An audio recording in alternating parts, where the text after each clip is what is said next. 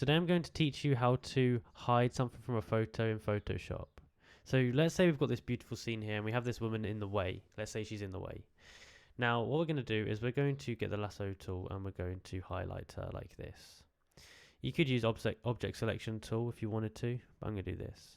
Now when we get to the bottom, I'm going to drag it like this and then come back around. You can be as close or as far away as you want to. Boom. So we have a few settings here. We're going to do generative fill. At this point, you want to type something in that box or leave it blank. If you type something in that box, it will put something there. So if I put tree, it would put a tree inside the box we just made. But if I leave it blank, what it's going to do is going to remove the thing that we've circled and it's going to make it blend into the background. So depending on how fast or slow your computer is, will change how fast or slow this works. But you can see, boom, it's done. If you go to the right here, it gives you a few different variations. Now they're all pretty good, and that's how you do it.